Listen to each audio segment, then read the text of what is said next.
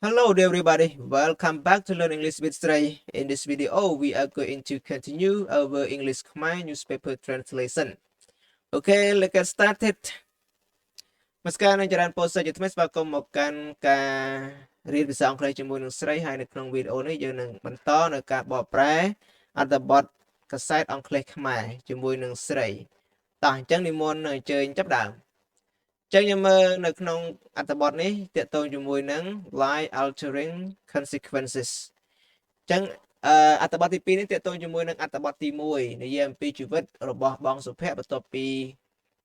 ជួបគ្រោះថ្នាក់ចរាចរណ៍នឹងមកគេចំណងជើងគេដាក់ថា life altering consequences ចឹងផលវិបាកដែលផ្លាស់ប្ដូរជីវិតនេះផលវិបាកដោយសារអីនេះដោយសារហ្នឹងអញ្ចឹងកាលណាបើយើងជួបប៉ុណ្ណឹងធ្ងន់ធ្ងរហើយ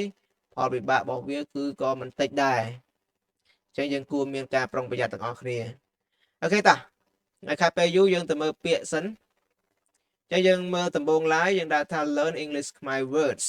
រៀនពាក្យអង់គ្លេសខ្មែរ number 1យើងអានថា initially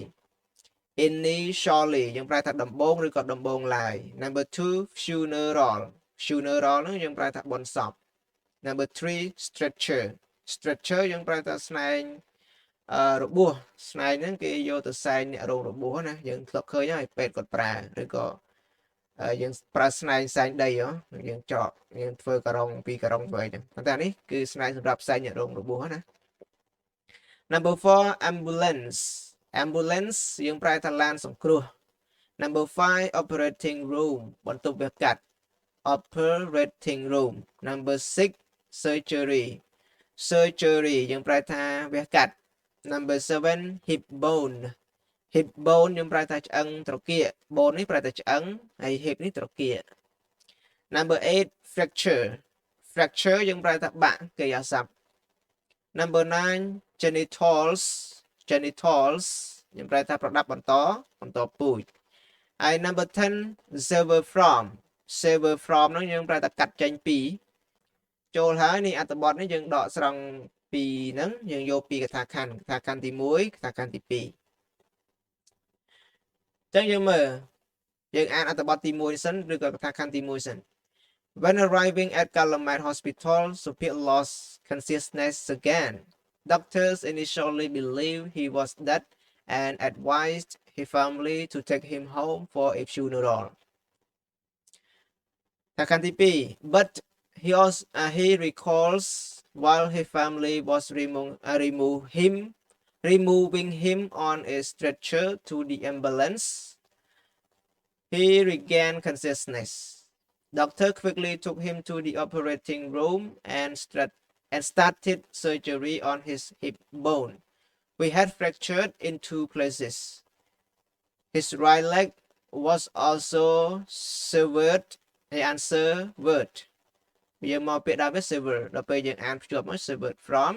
the hip down and he lost his genitals អូខេ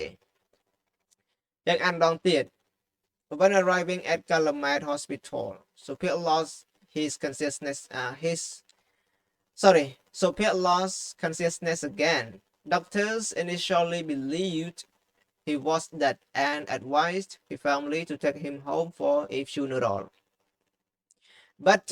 he recalls while his family was removing him on a stretcher to the ambulance, he regained consciousness. Doctors quickly took him to the operating room and started surgery on his hip bone, which had fractured in 2 places. His right leg was also severed from the hip down and he lost his genitals. អូខេតាអញ្ចឹងយើងបកប្រែយកពាក្យសិនចឹងយើងបកប្រែយកពាក្យណាដែលយើងមិនមានសិនចឹង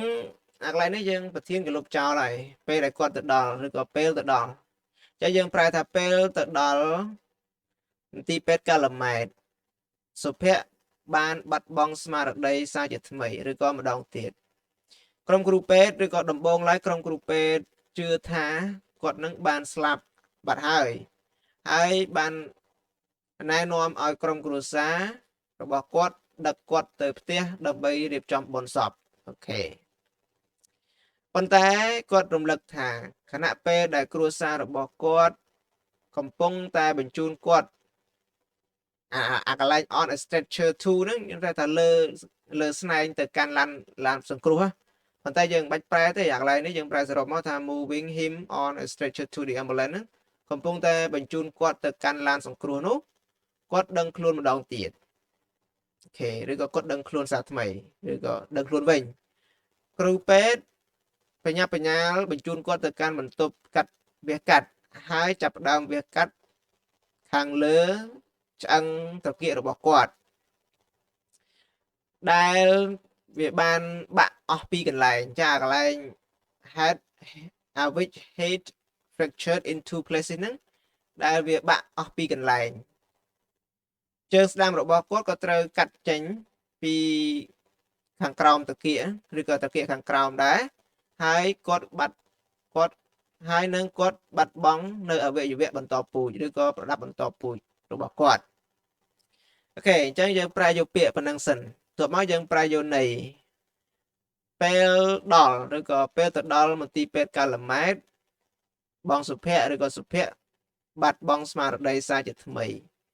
ដំបូងឡើយក្រុមគ្រូពេទ្យជឿថាគាត់នឹងស្លាប់អត់ហើយបានណែនាំឲ្យក្រុមគ្រួសារដឹកគាត់ទៅផ្ទះដើម្បីរៀបចំធ្វើបុណ្យអូខេប៉ុន្តែគាត់រំលឹកថាគណៈពេលដែលគ្រួសាររបស់គាត់កំពុងបញ្ជូនគាត់ទៅកាន់ឡានសង្គ្រោះហ្នឹងណាគាត់ដឹងខ្លួនម្ដងទៀតឬក៏ដឹងខ្លួនជាថ្មីក្រុមគ្រូពេទ្យបញ្ញាបញ្ញាលនាំគាត់ទៅកាន់បន្ទប់វះកាត់ហើយចាប់ផ្ដើមធ្វើការវះកាត់ទៅលើឆ្អឹងត្រគាករបស់គាត់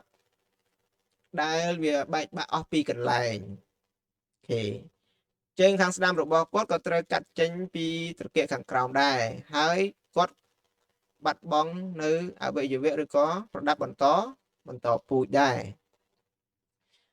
ហើយនឹងអាកន្លែង N ហ្នឹងហើយនឹងគាត់ក៏បានបាត់បង់នៅប្រដាប់បន្តពូជដែរអូខេអញ្ចឹងយើងប្រែប៉ុណ្ណឹងសង្ឃឹមថាយើងស្ដាប់បានព្រោះវាអត់មានអីពិបាកប្រហែលទេពាក្យជាន័យក្នុងភាសាខ្មែរយើងវាស្រួលស្ដាប់ទេអូខេអញ្ចឹងសង្ឃឹមថាអ្នកទាំងអស់គ្នាតាមមិនទាន់យ៉ាងណាអាចមើលសារចុះសារឡើងមានចម្ងល់អាចសាកសួរបាននៅខាងក្រោម Okay, thank you everyone for watching my video. I hope you like it. If you like, don't forget to subscribe my channel and ring the bell to get the future video from my posts. Okay, thank you. See you next time.